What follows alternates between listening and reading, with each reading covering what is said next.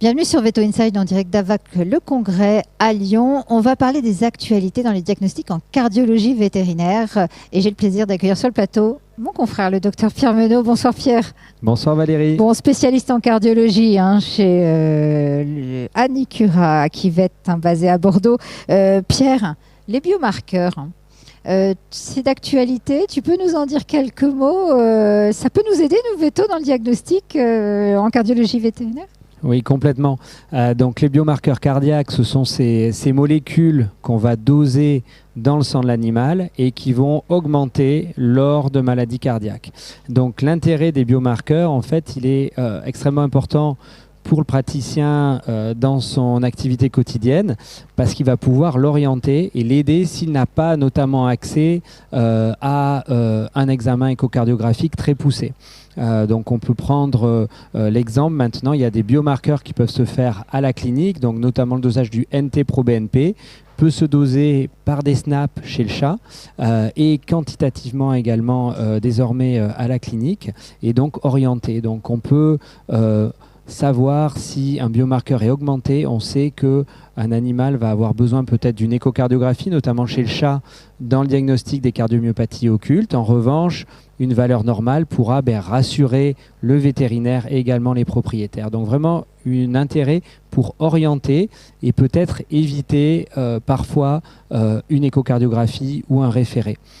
Chez le chien également, très utile lors de maladies valvulaires dégénératives. Il y a une étude qui s'appelle l'étude Hamlet, qui a été publiée il y a 1 ou 2 ans, qui a montré que finalement le praticien peut, à partir d'éléments très simples comme l'examen clinique, une prise de sang, un dosage de biomarqueurs, peut prédire si un animal a des chances d'être au stade ACVIM B2 de sa maladie, et donc peut-être d'avoir un pronostic moins bon et nécessiter un traitement. Et donc cela peut l'orienter et justifier cette fois un référé pour une échocardiographie. Inversement, si ces résultats sont favorables, on peut se contenter d'un suivi et éviter un examen inutile.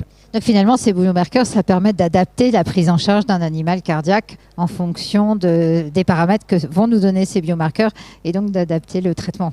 Absolument. Et également donc en clinique généraliste. Voilà, absolument. Ouais, merci Pierre.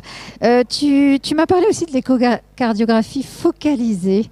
Qu'est-ce qu'elle a comme intérêt pour les vétérinaires, cette échocardiographie focalisée, et en quoi elle consiste? Alors ça, l'échocardiographie focalisée, c'est un examen échocardiographique qui va être, donc, comme son nom l'indique, focalisé, donc qui ne va pas être un examen complet avec du Doppler, des mesures compliquées. C'est un examen qui va pouvoir être réalisé soit par un vétérinaire en situation d'urgence, soit un vétérinaire dans sa clientèle, après une formation relativement brève. Il faut une formation quand même, mais ça peut être des formations sur peut-être une journée, voire 2 demi-journées. Ça a été fait notamment dans des écoles vétérinaires avec les étudiants lors de leur rotation.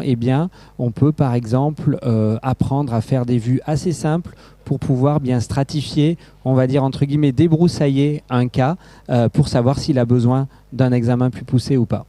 Voilà, donc je te remercie, parce que finalement, ces examens en cardiologie, ça peut permettre d'aider à éviter de se lancer dans parfois soit des traitements qui ne correspondent pas au stade de l'animal, soit aussi d'adapter en fonction des résultats qu'ils nous donnent.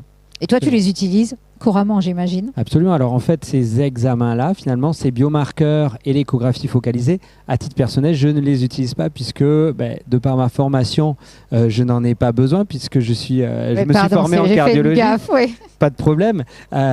Mais finalement, c'est ça. C'est plus à usage finalement des vétérinaires, soit qui n'ont pas encore la formation. On parle à nos jeunes consoeurs et confrères qui sortent peut-être juste de l'école, qui sont leur première week-end de garde, ou à des vétérinaires également qui ne sont peut-être pas équipés ou encore formés.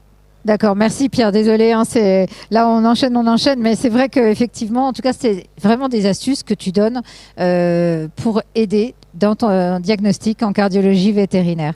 En tout cas, un grand merci à toi pour ce partage. J'espère que vous aurez apprécié ces petites astuces pour vous aider à poser un diagnostic le plus précis possible en cardiologie. Allez, à très vite sur Veto Inside et surtout n'hésitez pas à partager et abonnez-vous si vous avez aimé. À bientôt.